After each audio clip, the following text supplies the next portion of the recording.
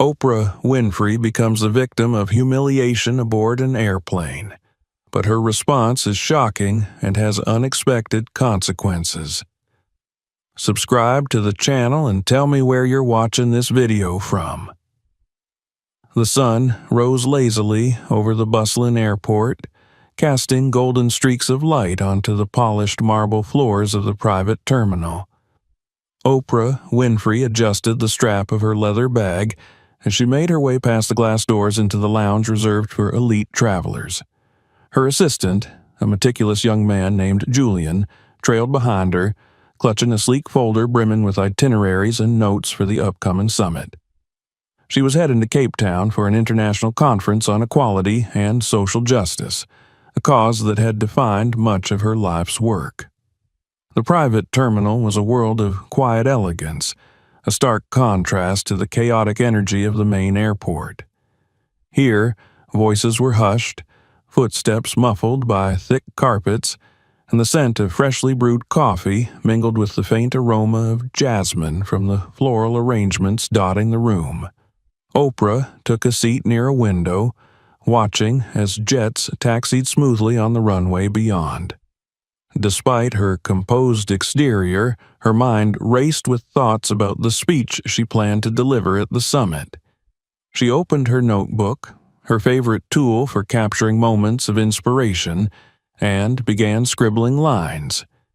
Each word needed to resonate deeply, to inspire not only action but introspection. Julian placed a cup of coffee on the table in front of her, careful not to interrupt her flow.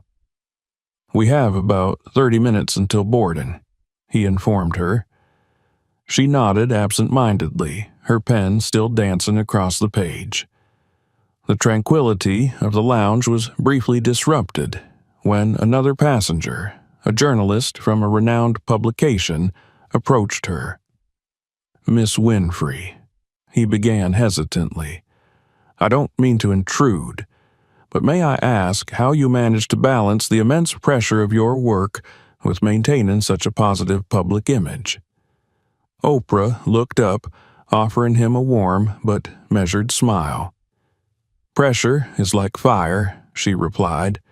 "It can either burn you or forge you into something stronger. I choose to let it forge me." The journalist nodded thoughtfully, thanked her, and stepped away, leaving Oprah to return to her thoughts. When the announcement for boarding was made, Oprah and Julian proceeded to the gate, where a sleek jet awaited them. The first-class cabin, as expected, was a haven of luxury. The seats were upholstered in ivory leather, each with enough space to recline into a full bed. Golden accents adorned the armrests and tray tables, and a subtle scent of cedarwood lingered in the air. As Oprah settled into her seat, she couldn't help but notice the curious glances from the other passengers. Some whispered to each other, clearly recognizing her, while others seemed unsure but intrigued. One of the flight attendants, a tall woman with sharp features and a polished demeanor, stepped forward to greet her. "Welcome aboard, Miss Winfrey," she said with a practiced smile. Her name tag read Clara. There was a slight edge to her tone that Oprah couldn't quite place, but she dismissed it as nerves. Clara moved on quickly, her heels clicking against the polished floor. As the plane began to taxi, Oprah opened her notebook again, intending to refine her speech. She barely noticed the muted hum of the engines or the faint rustle of the other passengers settling in. However, her focus was momentarily broken when she pressed the call button to request a glass of water. Clara appeared after a noticeable delay, her expression neutral. "Yes?" she asked. "I'd like a glass of water, please," Oprah said politely. Clara nodded curtly and disappeared into the galley. When she returned, she placed the glass on Oprah's tray table with a little too much force, causing the water to ripple. "Here you go," she said without looking directly at her before walking away. It was a small gesture, easily overlooked, but Oprah had long since learned to pick up on the subtleties of human behavior. As she sipped her water, she glanced out the window at the endless expanse of sky. Memories of her early career began to surface, moments when she had faced overt and covert discrimination. She had always risen above it, turning each slight into motivation. Yet, she couldn't help but wonder why, even now, she had to navigate these undercurrents. The cabin soon settled into a comfortable rhythm. Passengers read, worked on laptops, or dozed off under soft cashmere blankets. Oprah returned to her writing, her pen moving steadily across the page. But the tranquility was short-lived. When dinner was served, she noticed that her tray was different from the others. While the other passengers were served their meals on fine china, hers came in a plastic container, the kind typically reserved for economy class. Clara placed the tray in front of her with a perfunctory, "Enjoy your meal," before moving on without a second glance. Julian, seated a row behind, leaned forward, concern evident on his face. "Is everything all right?" he whispered. Oprah smiled faintly, her calm demeanor masking the slight irritation she felt. "It's just dinner," she replied, determined not to let the moment derail her focus. Yet, she couldn't ignore the way her mind lingered on the incident. As the plane reached cruising altitude, the passengers began to settle in for the long flight. A few struck up quiet conversations, including the elderly man seated across the aisle. He was reading a book on philosophy, and when he caught Oprah's eye, he raised it slightly. "Are you a fan of Plato?" he asked. Oprah smiled, setting aside her notebook. "I've read The Republic more times than I can count. It's a timeless reminder of the complexities of justice and governance." Their conversation flowed effortlessly, touching on themes of morality, leadership, and the power of influence. But even as she engaged with the man, Oprah couldn't shake the feeling of being scrutinized. She glanced toward the galley and noticed Clara watching her, the flight attendant's expression unreadable. By the time the cabin lights dimmed and passengers began to drift off to sleep, Oprah closed her notebook and reclined her seat. She told herself to let it go, to focus on the work that awaited her at the summit. Yet, as she closed her eyes, a faint unease lingered, like a shadow at the edge of her consciousness. It was just a flight, she thought. Just a flight. But something told her that this journey would be far from ordinary. The cabin hummed with quiet activity as the flight settled into its long haul. The gentle dimming of the lights signaled that dinner service had ended, and most passengers began reclining their seats, preparing for a peaceful stretch of sleep. Oprah, however, remained seated upright, her notebook still open on her lap. She tapped her pen against the blank page, her thoughts swirling. Though she appeared calm, the events of the evening lingered in her mind. The dinner tray, the pointed indifference of the flight attendant, Clara, it all felt deliberate. But why? She exhaled slowly and glanced around the cabin. Across the aisle sat an elderly man, his round glasses perched precariously on the edge of his nose as he read a worn copy of Meditations by Marcus Aurelius. The sight made her smile. Philosophy had been a refuge for her during times of uncertainty, and seeing someone else find solace in its wisdom felt like a connection, however small. "Are you a fan of Aurelius?"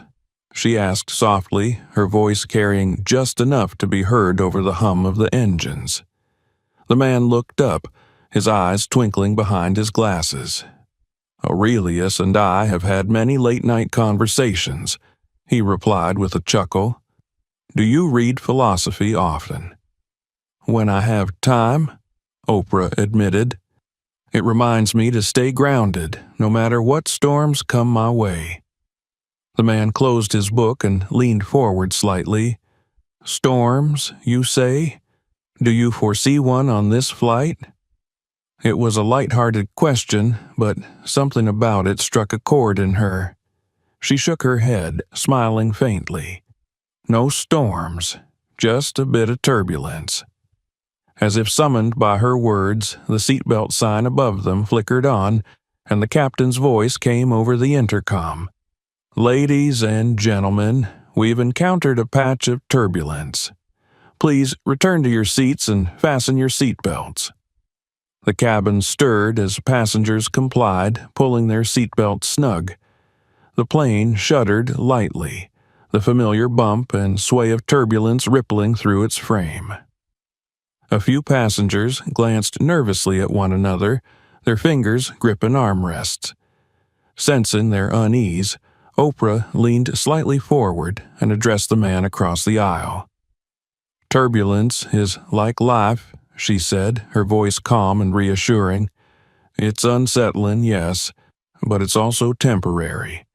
The plane is designed to withstand it, just as we're built to endure our challenges.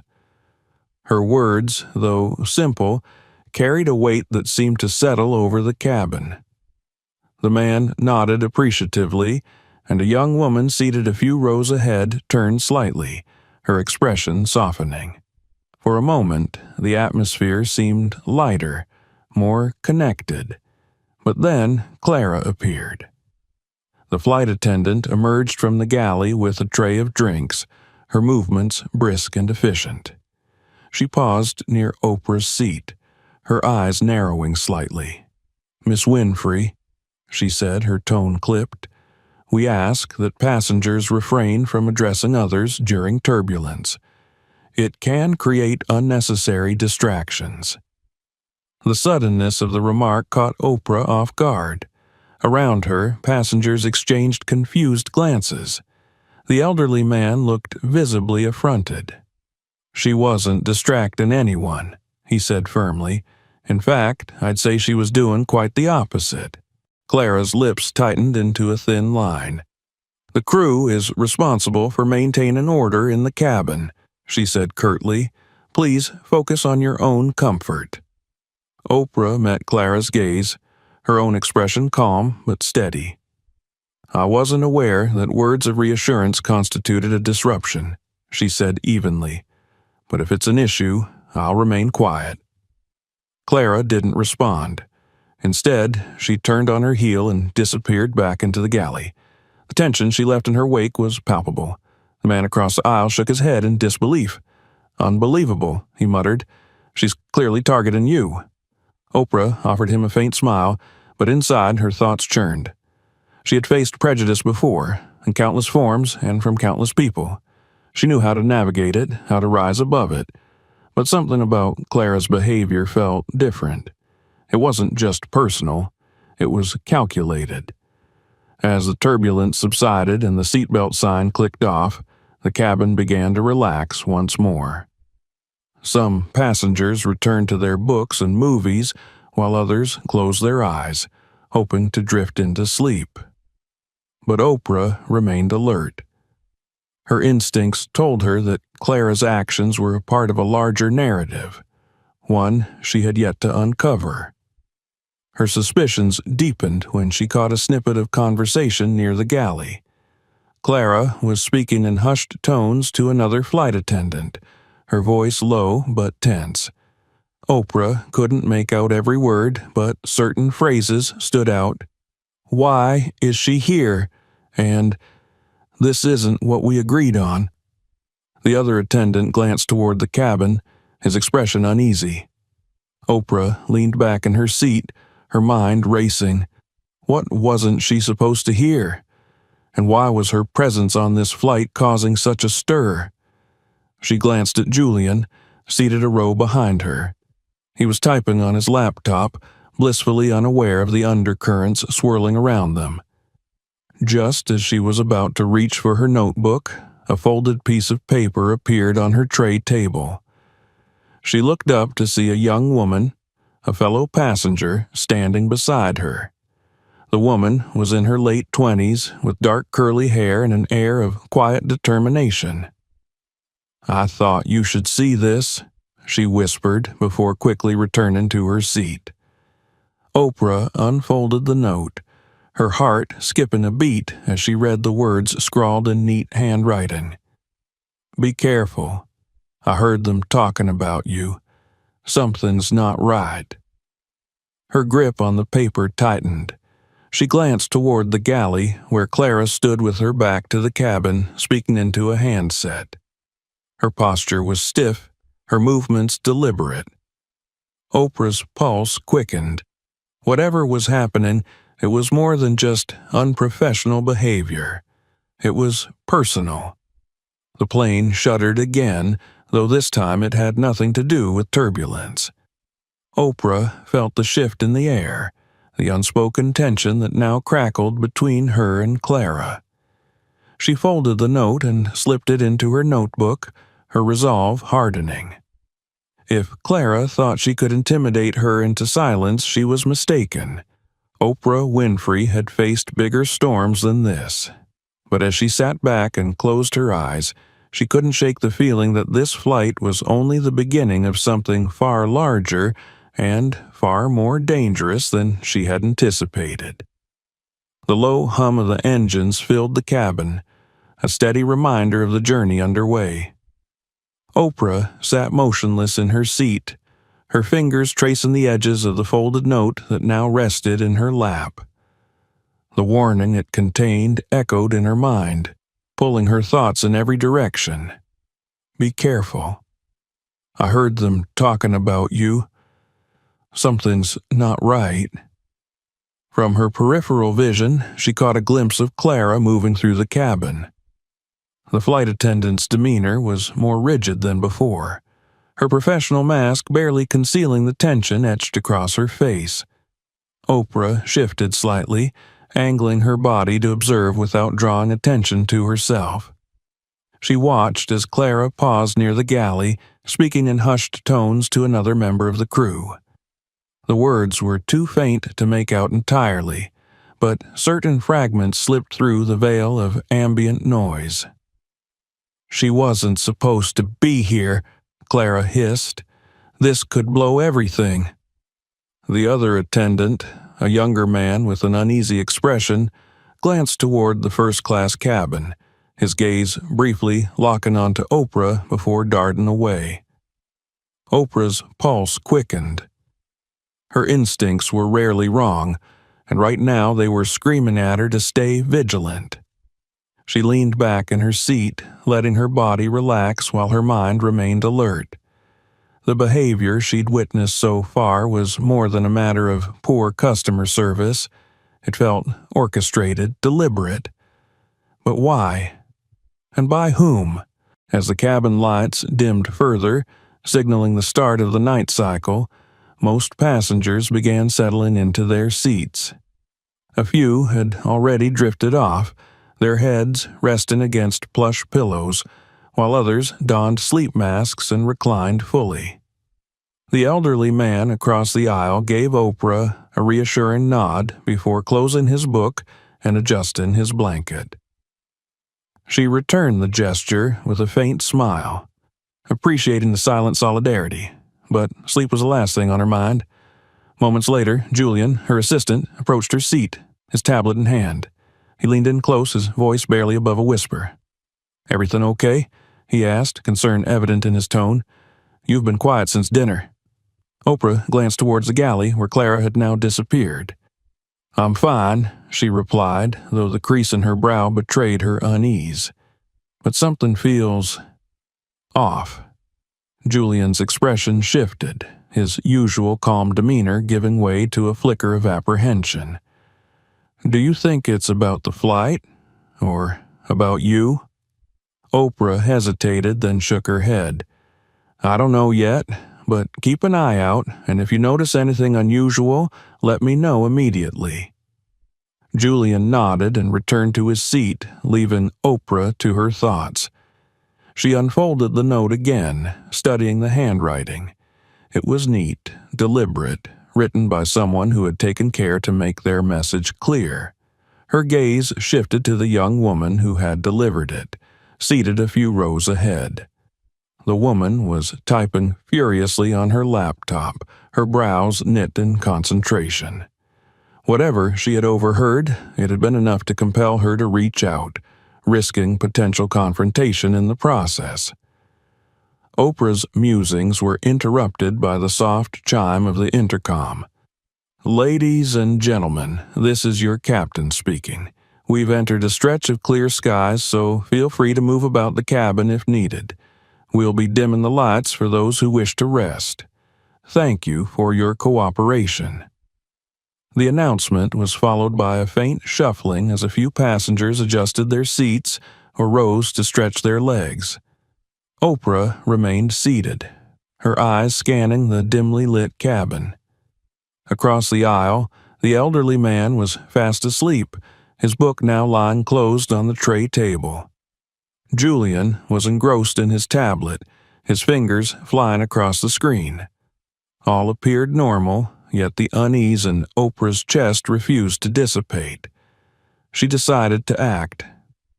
Rising from her seat, she made her way toward the galley, her steps deliberate but unhurried. The curtain separating the galley from the first-class cabin was partially drawn, allowing her to see Clara inside, her back turned as she spoke into a handset. Oprah paused just beyond the curtain, careful not to make a sound. "I told you this wasn't part of the plan," Clara said, her voice sharp but controlled. "If anyone finds out, it's not just my job on the line. This could escalate." There was a pause, presumably as the person on the other end responded. Clara's tone softened slightly, but the tension remained. "Fine, but if it goes south, don't expect me to take the fall." Oprah's heart pounded. The conversation confirmed her suspicions. There was more at play here than met the eye. She stepped back quietly, returning to her seat before Clara could notice her presence. The fragments of dialogue replayed in her mind, each word raising more questions than answers. Why wasn't she supposed to be on this flight? What plan was Clara referring to? And who was pulling the strings behind the scenes? As she sat down, the young woman with the laptop turned slightly, catching Oprah's eye. She hesitated for a moment, then rose and approached her seat. "Can I sit?" she asked softly, gesturing to the empty seat beside Oprah. "Of course," Oprah replied, her curiosity piqued. The woman settled into the seat, glancing around nervously before speaking. "I don't mean to intrude, but I couldn't stay silent. I overheard some of the crew talking in the galley earlier. They mentioned your name, and it didn't sound good." Oprah's expression remained composed, though her mind raced. "What exactly did you hear?" she asked gently. The woman hesitated as if weighing the risk of sharing what she knew. "One of them said something about you being a problem, that you weren't supposed to be here. I didn't catch everything, but it sounded like they were planning something." Oprah nodded slowly, her suspicions now confirmed. "Thank you for telling me. Your courage means more than you know." The woman offered a faint smile, then stood to return to her seat. Before she left, she added, "If you need anything at all, just let me know." Oprah watched her go, a mix of gratitude and determination swelling within her. The pieces were falling into place, but the full picture remained elusive. She opened her notebook once more, jotting down everything she had observed and heard. If there was one thing she had learned over the years, it was the importance of documenting the truth. Evidence, no matter how small, had the power to dismantle even the most carefully constructed lies. As night stretched on and the cabin grew quieter, Oprah leaned back in her seat, her mind alight with possibilities. Clara's words, the overheard conversations, the warning note, it all pointed to a larger scheme, one she was now determined to uncover. This flight had become more than a journey to a summit. It was a battle for clarity, justice, and perhaps survival. Little did she know the turbulence she had felt was only the beginning. The real storm was yet to come. The soft rhythm of the aircraft engines filled the dim cabin, a deceptively serene backdrop to the turmoil simmering beneath the surface. Oprah sat in her seat, her notebook open but untouched. She had been jotting notes earlier, attempting to organize her thoughts and keep her mind sharp amidst the growing tension. But now, her pen rested idly against the paper, her attention fixed on the note tucked discreetly beneath her hand, and the snippets of conversation that replayed in her memory. Across the aisle, the elderly man who had earlier spoken about Marcus Aurelius slept soundly, his book still resting on the tray table. Around the cabin, most passengers had settled into various states of rest, unaware of the subtle but undeniable shift in the atmosphere. The young woman who had delivered the warning note glanced back at Oprah from her seat, her expression filled with silent encouragement. Oprah's instincts were finely tuned, honed over years of navigating both professional and personal challenges. Something was amiss on this flight, and her gut told her it was deliberate. She couldn't ignore the mounting evidence: Clara's veiled hostility, the overheard conversations, and now the note warning her to be cautious. She wasn't one to shy away from confrontation, but this situation required tact and patience. The cabin lights dimmed further, and the intercom crackled to life, the captain's voice cutting through the quiet. "Ladies and gentlemen, this is your captain speaking. We've encountered a minor technical issue and will need to make an unscheduled landing at a nearby airport. Please remain seated and follow the instructions of the cabin crew. Your safety is our top priority." The announcement sent ripples of unease through the cabin. Passengers exchanged glances, their voices hushed but urgent. A few reached for their seatbelts, fastening them securely. Julian leaned forward in his seat, his brow furrowed. "Technical issue," he murmured, his voice low but filled with skepticism. Oprah met his gaze, her expression calm but serious. "Let's wait and see," she replied softly, though her mind was already working through the possibilities. The timing of the announcement felt too coincidental, too aligned with the whispers and warnings that had surrounded her since boarding the plane. Clara reappeared in the cabin, her expression now stony and unreadable. She moved purposefully down the aisle, her gaze sweeping over the passengers as though assessing their reactions. When she reached Oprah's row, she stopped, folding her arms across her chest. "Miss Winfrey," she said, her tone clipped and professional, but lacking warmth. "Upon landing, we'll need you to disembark immediately. This is a matter of safety." The words hung in the air, sharp and cutting. Oprah's brow lifted slightly, her expression calm but questioning. "Safety?" she echoed. "Can you elaborate on what kind of safety concern requires me specifically to leave the plane?" Clara's lips tightened. "I'm not at liberty to discuss the details, ma'am. I ask that you comply with the crew's instructions for the sake of all passengers." Several heads turned at this exchange, curiosity and confusion spreading among the other passengers. Julian rose from his seat, his tone firm. "This doesn't make any sense. If there's a safety issue, why is it limited to one passenger?"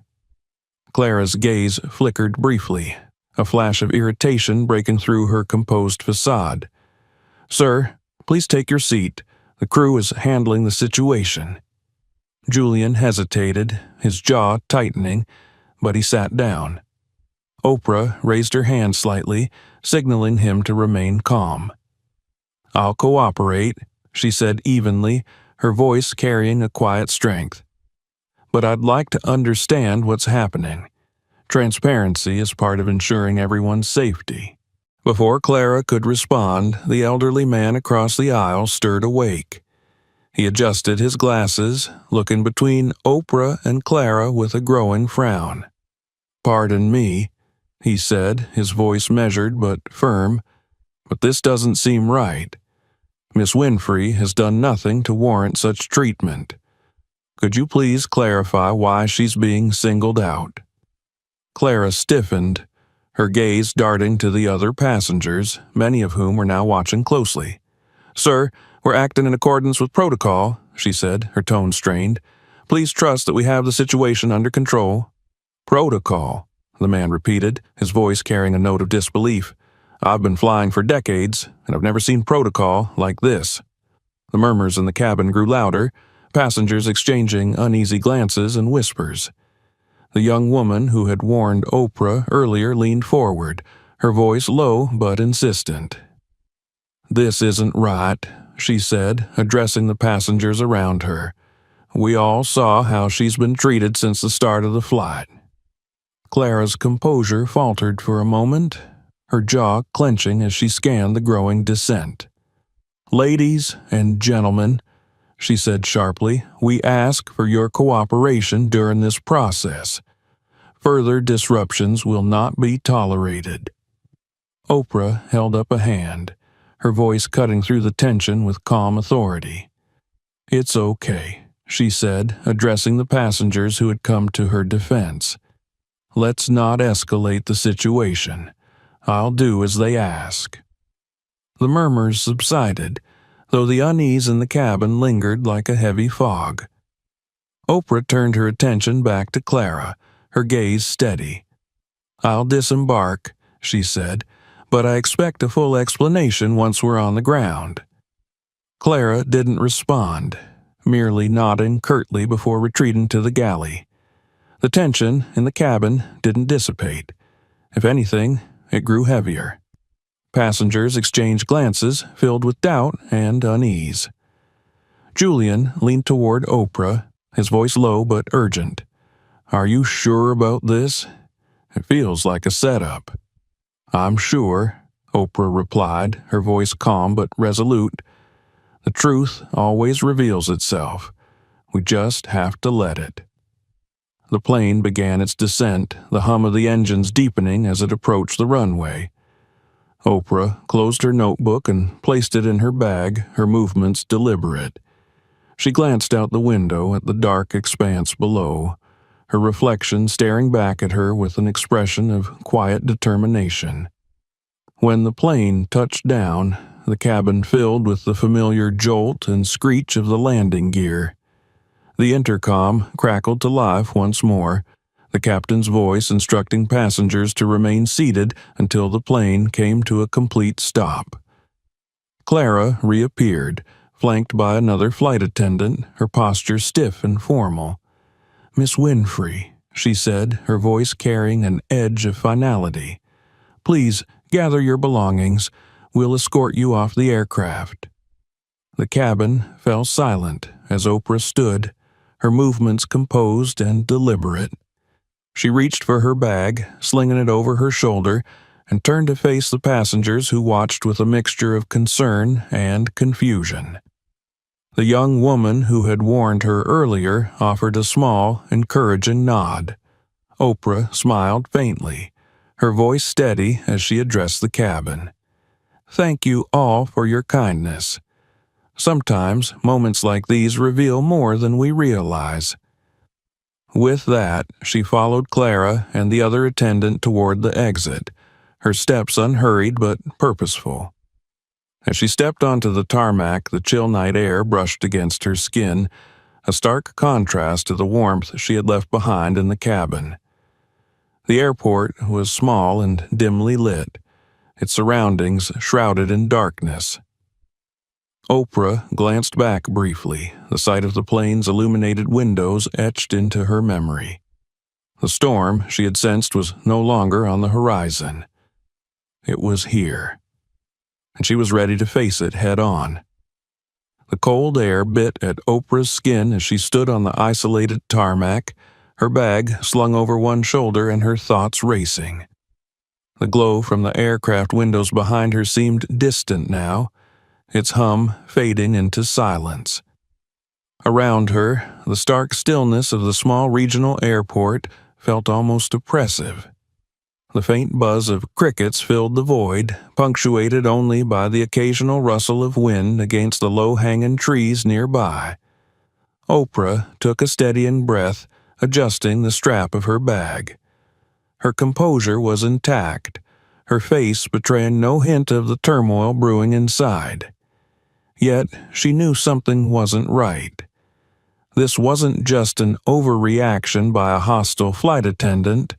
It was calculated, deliberate, and the timing of the emergency landing only deepened her suspicions. The terminal building ahead was dimly lit, its windows dark and dusty. A single airport employee in a fluorescent vest emerged from the doorway, his expression curious but wary. He approached with measured steps, his hands shoved into his pockets to ward off the chill. "Miss Winfrey?" he asked, his voice carrying an air of uncertainty. "That's me," Oprah replied, her tone polite but firm. "I was told I needed to disembark here. Can you explain what's going on?" The man shifted uncomfortably, glancing back toward the building as if expecting someone else to appear. "I'm not sure, ma'am. I just got word that your flight had to make an unscheduled stop. They didn't give me much information beyond that." Oprah nodded, her expression unreadable. She had faced enough situations like this to know when someone was out of their depth. "Thank you," she said, her voice steady. "I'll wait inside." As she made her way toward the terminal, she couldn't help but glance back at the plane. Through the small windows, she saw movement. Passengers shifting in their seats, their faces illuminated by the cabin lights. Some were watching her, their expressions a mix of concern and confusion. Julian was among them, his gaze following her until she disappeared into the building. The terminal was as desolate inside as it appeared from the outside. The seating area consisted of worn plastic chairs arranged haphazardly, and the air smelled faintly of stale coffee. A single desk stood at the far end, cluttered with papers and an outdated computer monitor. Oprah took a seat near the window, setting her bag down beside her. She pulled out her phone, hoping to contact Julian or her team, but the screen displayed the dreaded words, "No service." She leaned back in her chair, her mind racing. Something wasn't adding up. The note, Clara's hostility, the overheard whispers, and now this abrupt landing, it all pointed to a larger scheme. But what? And why her? Oprah was shaken from her thoughts by the sound of footsteps. She looked up to see the young woman from the flight, the same one who had slipped her the warning note, walking toward her. The woman carried her own bag and wore an expression of quiet determination. "Miss Winfrey," the woman began, her voice soft but resolute. "I couldn't just sit there. I asked to disembark too." Oprah studied her for a moment, recognizing the courage it took to make such a decision.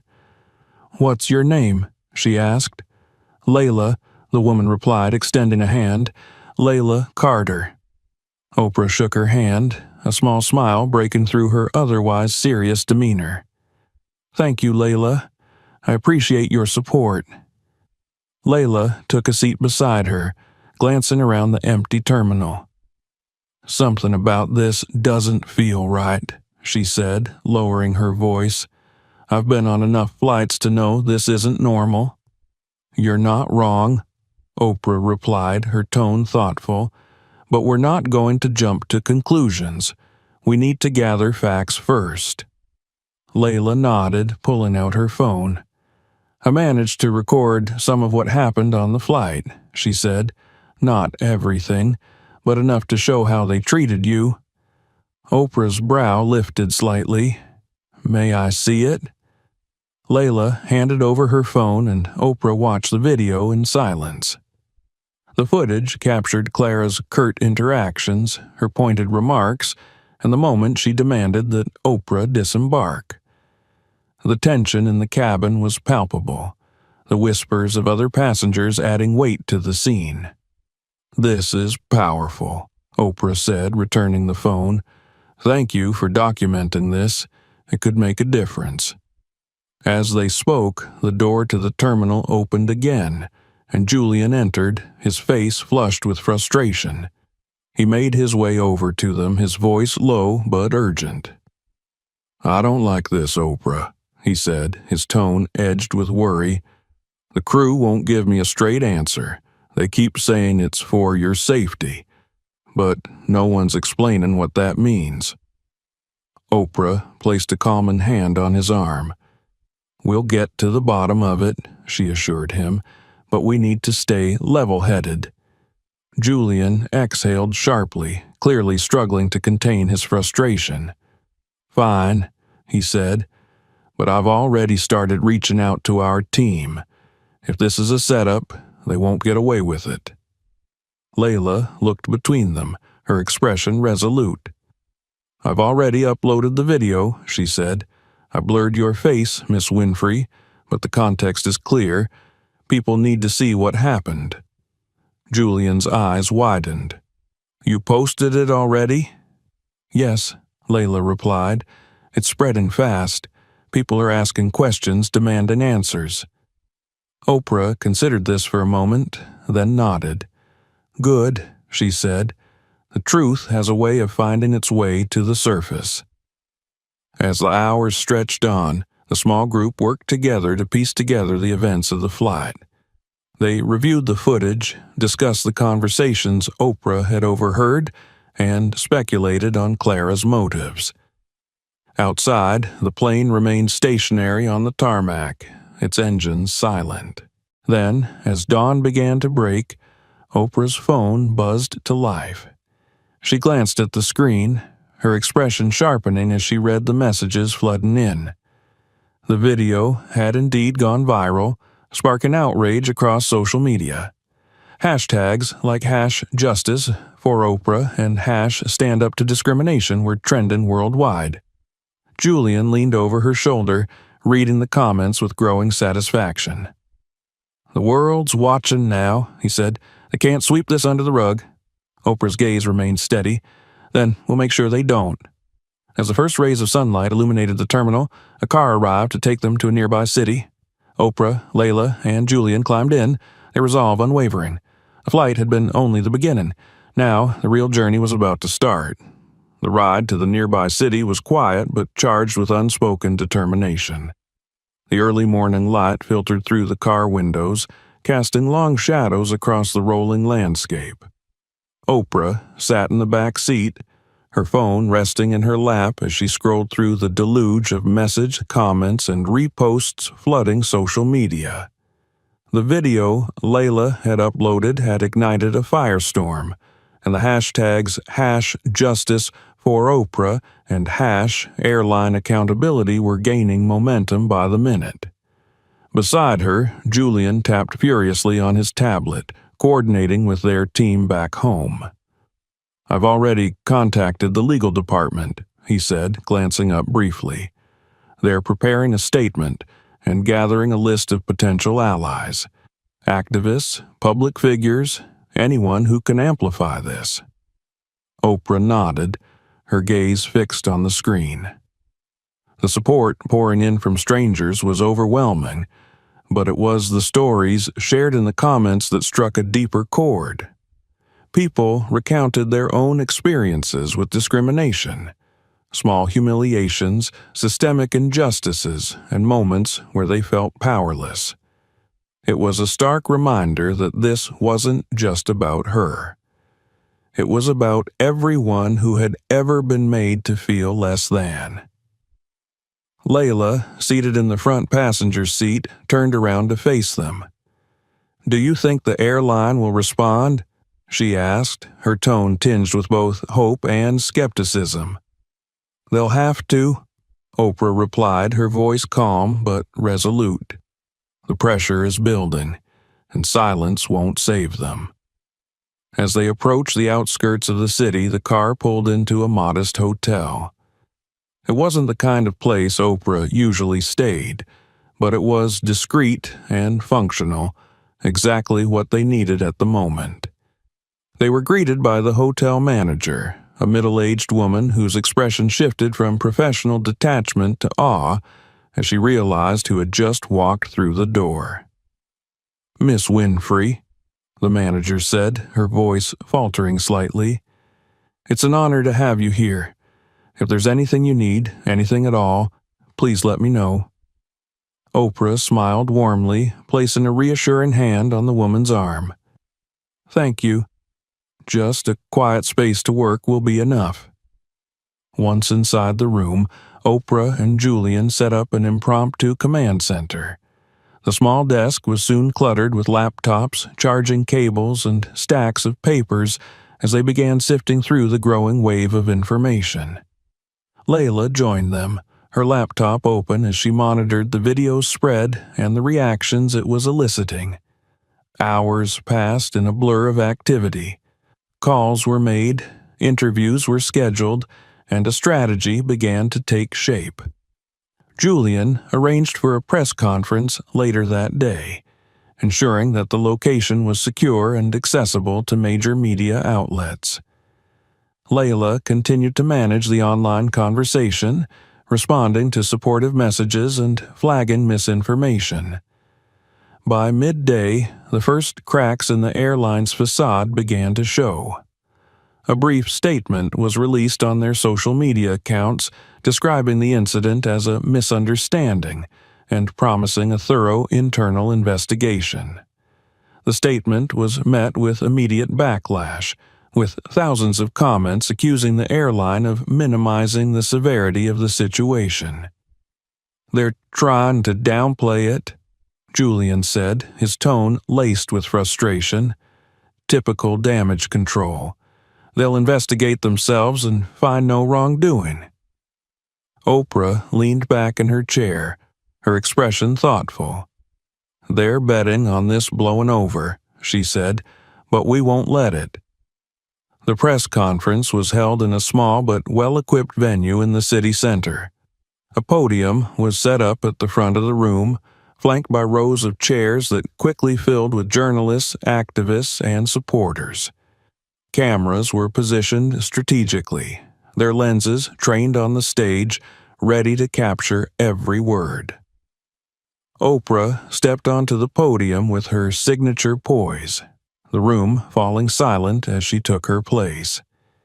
She began by recounting the events of the flight, her voice measured but filled with conviction. She described the moments of hostility, the abrupt emergency landing, and the lack of clarity or accountability from the airline. "This is not just about one person or one flight," she said, her gaze sweeping across the room. "This is about a pattern, a culture that allows discrimination to persist unchecked. It's about power being wielded irresponsibly, about systems that fail to protect the dignity and humanity of all people." Her words resonated deeply, the room breaking into applause as she concluded her statement. Journalists fired off questions, and Oprah answered each one with clarity and purpose. She emphasized the need for systemic change, not just within the airline, but across all industries where discrimination could rear its head. Layla, seated in the audience, watched with a mixture of pride and awe. She had seen the incident unfold firsthand, but it was only now, hearing Oprah speak, that she fully grasped the magnitude of what was happening. This was more than a fight for justice. It was a movement. As the day wore on, the impact of the press conference became evident. News outlets picked up the story, broadcasting Oprah's words to audiences around the world. Activists and public figures voiced their support, using their platforms to amplify the message. The airline's initial statement was swiftly overshadowed by the growing tide of public outcry. Behind the scenes, Oprah's legal team worked tirelessly, building a case that would hold the airline accountable. They gathered witness statements from passengers, including Layla, who provided her video as evidence. The elderly man from the flight also came forward, his testimony underscoring the unfair treatment Oprah had endured. Julian coordinated with advocacy groups, leveraging their networks to push for broader industry reforms. They called for mandatory training on cultural competency, transparent reporting mechanisms for passenger complaints, and stricter consequences for discriminatory behavior. "We're not just fighting for justice," Julian said during a late-night strategy meeting. "We're setting a precedent. If we win this, it'll ripple far beyond one airline." Oprah nodded, her resolve unwavering. "That's the goal," she said, "to make sure no one else has to go through this." By the end of the week, the airline issued a second statement, this time taking a more conciliatory tone.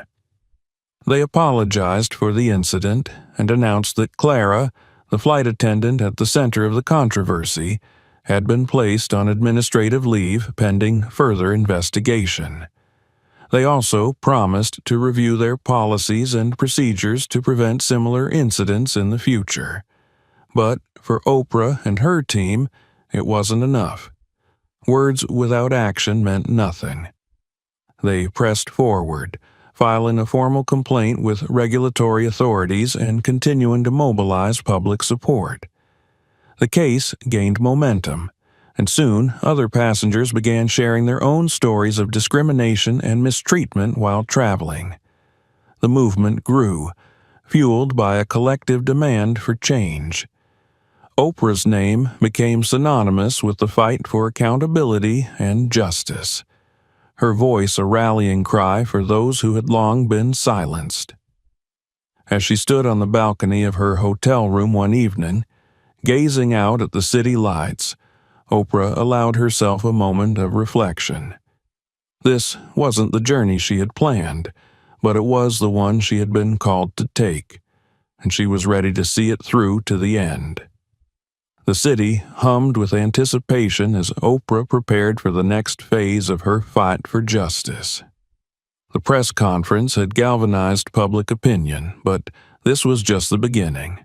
In her hotel suite, transformed into a makeshift command center, her team worked tirelessly, laptops glowing, papers scattered across every surface. Julian orchestrated calls with legal experts, advocacy groups, and media outlets, ensuring their message continued to dominate the news cycle. Layla sat in the corner of the room, her fingers flying over her keyboard as she monitored the online conversation. The hashtags #justice for Oprah and #end flight discrimination were now trending globally, and stories were pouring in from people who had faced similar injustices. Each story added weight to the movement, turning individual experiences into collective power. Oprah stood at the window, her gaze fixed on the bustling city below. The early morning light cast long shadows across the buildings, a reminder of the long road ahead. Despite the momentum they had built, she knew the fight was far from over. The airline's apology, while public, lacked substance. Promises of internal investigations and procedural reviews weren't enough.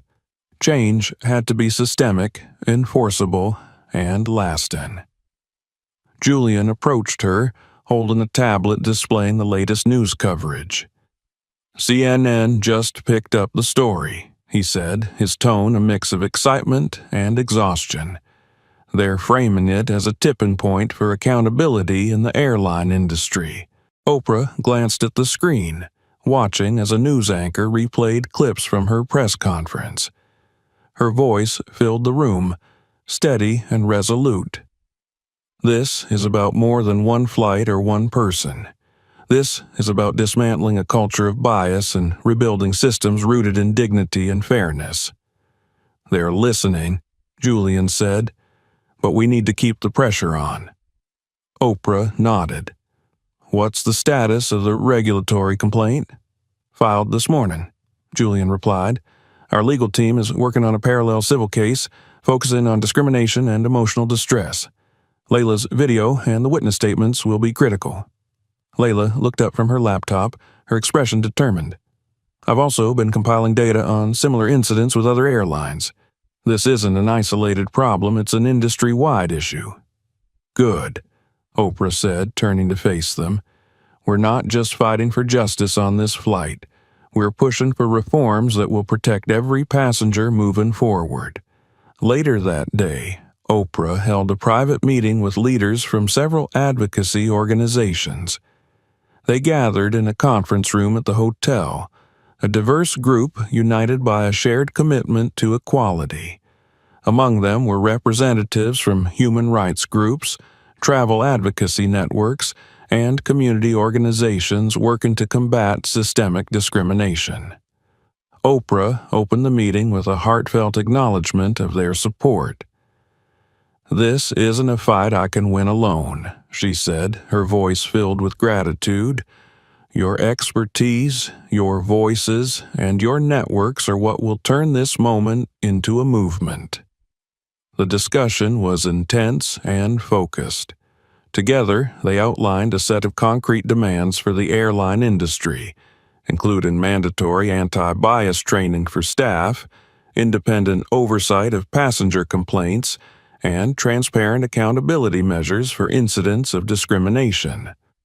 One representative, a travel rights advocate named Marcus, emphasized the importance of public education. "Most passengers don't even know their rights," he said. "We need to empower people with knowledge so they can stand up for themselves." Oprah nodded. Education is key. But so is creating mechanisms that make it easier for people to report issues without fear of retaliation. By the end of the meeting, the group had crafted a detailed action plan, which they agreed to present at a forthcoming industry summit. Oprah felt a renewed sense of purpose as they dispersed, their collective energy a powerful force for change. The next morning, Oprah's team released a comprehensive statement outlining their demands and announcing the launch of a new initiative, Flight Without Limits. The initiative aimed to address systemic issues within the airline industry while providing resources and support for passengers who had experienced discrimination. The response was immediate. Media outlets covered the announcement extensively, and support poured in from around the world. Celebrities, politicians, and activists joined the conversation, amplifying the message and calling for accountability. Among the many voices was Sarah, a lawyer who had been a passenger on the flight. She reached out to Oprah personally, offering her legal expertise and sharing her perspective on the incident. "I've seen cases like this before," Sarah said during a video call. "But what's different here is the scale. You have the platform to turn this into something transformative." "We will," Oprah replied, "but only if we work together." As the days turned into weeks, the movement continued to gain momentum. The airline, under mounting public pressure, announced a series of policy changes, including the implementation of anti-bias training and the establishment of an independent oversight committee. However, these measures were met with skepticism from advocates who demanded proof of their effectiveness. Oprah remained steadfast in her approach, using every platform available to amplify the stories of those affected.